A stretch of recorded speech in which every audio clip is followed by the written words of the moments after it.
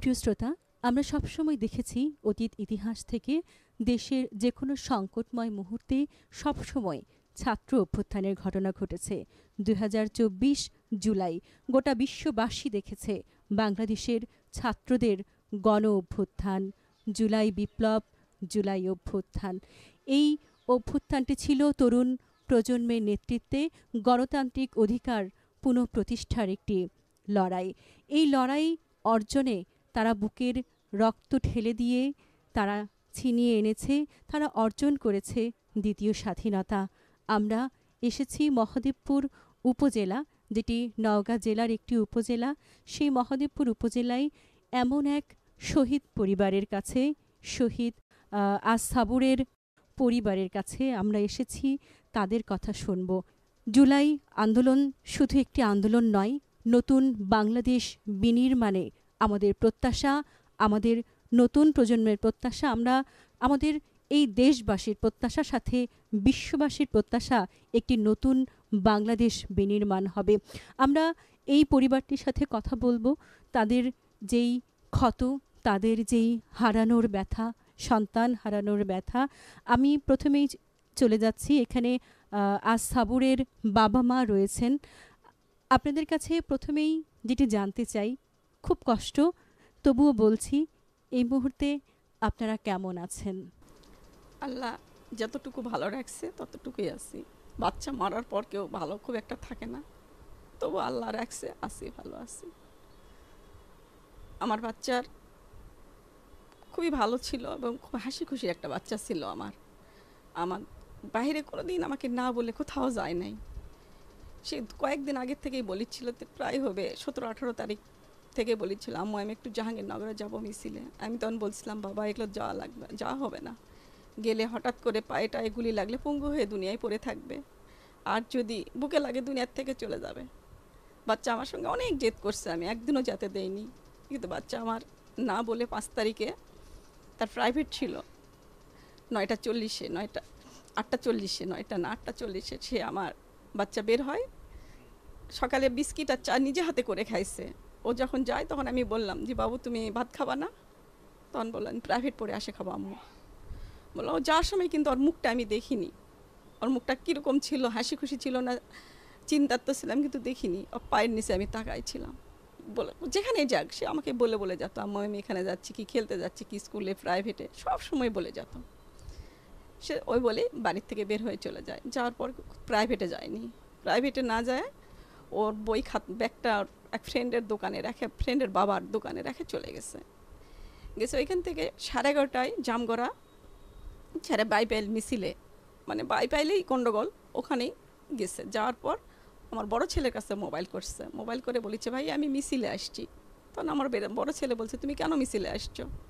বলছে আসছি স্যারেদের সঙ্গে, এই কথাটা বলছে, বলেই মোবাইল কেটে দিছে, মানে মোবাইল বন্ধ করেই রাখছিল। 12:30টার দিকে ওখানে অনেক গোলাগুলি শুরু হয়ে গেছে। তখন আবার ওর ভাইয়াকে কল দিচ্ছে, দিয়ে বলছে ভাইয়া এখানে না কারো মাথায়, বুকে, পায়ে, হাতে খালি গুলি লাগে পড়ে যাচ্ছে। তখন আমার বড় ছেলে বলছে তুমি যেভাবেই হোক পাশ কেটে বাসায় চলে যাও। কিন্তু ওর ভাষা, আমার ছেলের কাছে কল রেকর্ড আছে, ওটা শুনে মনে হয় না যে চলে আসবে, ওখানেই থাকবে, এরকম বোঝা যাচ্ছে। বলছে তখন বলছে আমার ছেলে যে আচ্ছা। বলার পর আমার ছেলে আমাকে কল দিয়ে বলে, আম্মু তোমার সাবরু কোথায়? তখন আমি বলি আমার আর সাবুর নাম, সাবরু করে ডাকতাম।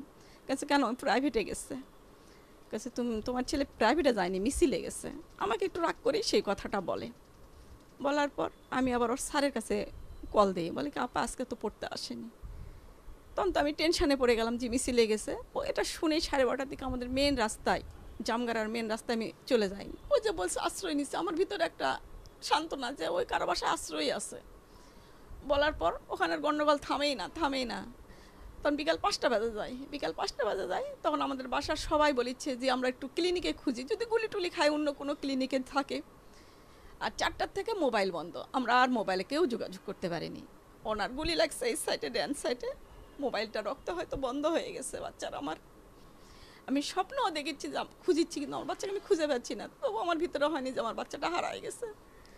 আমি 9টার দিকে আমার আম্মা কল দিয়ে বলেছি মা সাবরু মিছিলে গেছে, ফিরে আসেনি। আমার মেজো ননদে বললাম যে ওরা বলবে যে তুমি তো বলো নি আমাদেরকে কাউকে। সবাই ওরা সবাই ভাবছে যে আর দুনিয়াতে নাই, কিন্তু আমি কোনো সময় আমার ভিতরে হয়নি যে আমার বাচ্চাটা দুনিয়ার থেকে চলে গেছে।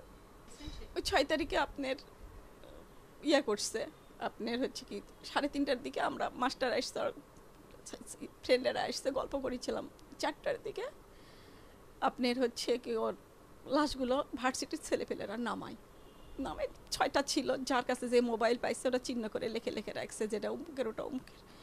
তখন আমার বড় ছেলে কন্ট্যাক্ট করে রাখছে যে ওর নাম্বারটা, মোবাইলটা যে চালু করছে আমার বড় ছেলে বুঝতে পারছে, তখন আমার বড় ছেলে কল দিছে, দিয়ে তখন বলছে যে এটা তো আমার ছোট ভাইয়ের কাছে মোবাইল, আপনাদের কাছে। তখন বলছে আপনার ভাই নাই, মারা গেছে, আপনারা আসেন নিয়ে যান শনাক্ত করে। অনেক জোরে কানতে লাগছে। আবার দোতলা থেকে ভাবি আসে বলে যে ভাবি সাবরুক পাওয়া গেছে, সবাই মনে করছে জীবিতই পাওয়া গেছে।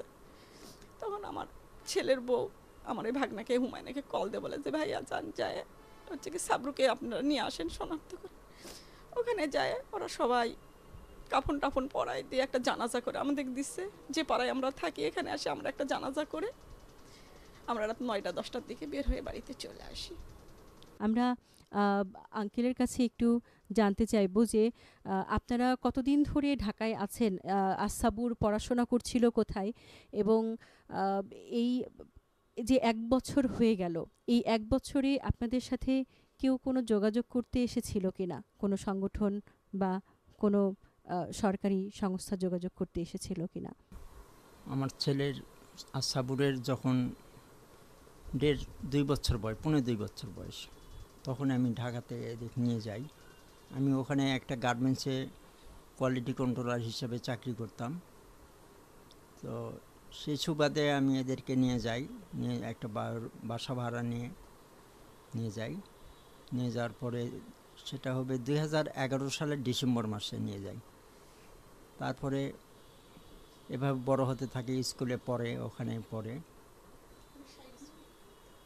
আগে ওখানে পার্শ্ববর্তী ইউনিভার্সাল কিন্ডারগার্টেনে পড়তো, তারপরে শাইন স্কুলে ক্লাস 3তে ভর্তি করে দিই। তখন থেকে ওই শাইন স্কুল অ্যান্ড কলেজে পড়ে, আশুলিয়া শাখায়। অতঃপর সব তো আমার স্ত্রী বলছে, আমার বলার কিছু নাই। সে আমার খুব আদরের ছিল, সন্তান ছিল, খুব লক্ষ্মী একটা ছেলে ছিল। আস-সাবুরকে নিয়ে আপনাদের কি ধরনের স্বপ্ন ছিল? সে কি হতে চেয়েছিল বা আপনাদের স্বপ্ন কি ছিল? লেখাপড়ায় যেহেতু খুব ভালো স্টুডেন্ট ছিল, সেই কারণে আমি বলছিলাম যে বড় ছেলে তো ইঞ্জিনিয়ার হয়েছে, তোকে ডাক্তারি পড়াবো। তো আস-সাবুর নিজেই বলে ওঠে যে না আব্বু, আমি ডাক্তারি পড়বো না, আমি ইউনিভার্সিটির টিচার হব, অঙ্কের টিচার হব। আস-সাবুরের স্বপ্ন তো পূরণ হলো না। এই অপূরণীয় ক্ষতি আসলে পূরণ হবারও নয়। এই মুহূর্তে এই যে 1 জুলাই আন্দোলনের 1টা বছর পেরিয়ে গেল এবং আপনাদের সন্তান হারানোও প্রায় 1 বছর হতে চলল। এই 1 বছরে তাকে দিয়ে তো আর কোনো স্বপ্ন পূরণ হবে না। এখন আপনাদের প্রত্যাশার জায়গাটা কি? এটি যদি আমাদেরকে একটু বলতেন। কোনো সংগঠন বা কেউ এসেছিল কি না? হ্যাঁ, এসেছিল। একমাত্র জামাতে ইসলামী সংগঠনই 2বার এসেছিল। 2বারে এসে 2 লক্ষ টাকা দিয়ে গেছে। আর জেলা প্রশাসন থেকে 2 লক্ষ টাকা দিয়েছে ডিসি স্যার। আর সরকারিভাবে যে 30 লক্ষ টাকা আর্থিক অনুদান দেওয়ার কথা সঞ্চয় পদ্ধতির মাধ্যমে, সেখানে 10 লক্ষ টাকা আমরা পেয়েছি। আর জুলাই স্মৃতি ফাউন্ডেশন থেকে 30 লক্ষ টাকা দেওয়ার কথা, তার মধ্যে 5 লক্ষ টাকা আমরা পেয়েছি। আপনারা আপনাদের সন্তানকে ফিরে পাবেন না। আপনার সন্তানের নাম আরও অনেক যোদ্ধা যারা শহীদ হয়েছেন তাদের মতোই আমরা স্মরণ করব আমাদের হৃদয়ে, আমাদের ইতিহাসে। এই মুহূর্তে আপনাদের রাষ্ট্রের কাছে কি চাওয়া? আপনাদের প্রত্যাশাটা কি? এই মুহূর্তে আমার রাষ্ট্রের কাছে চাওয়া, আমার যেহেতু আমার বড় ছেলে একটা মামলা দিয়েছে আন্তর্জাতিক অপরাধ ট্রাইব্যুনালে, এই মামলার রায় যত সুষ্ঠুভাবে বিচার আমরা পাই, এটাই আমাদের প্রত্যাশা। সুপ্রিয় শ্রোতা বন্ধু, আপনারা এতক্ষণ শহীদ মোহাম্মদ আবু আসাব।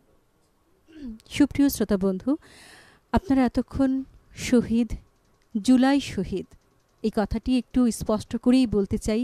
জুলাই শহীদ আজ সাবুর, তার বাবা মার কথা শুনলাম, তাকে নিয়ে তাদের স্মৃতির কথা, তাদের হারানো বেদনার কথা।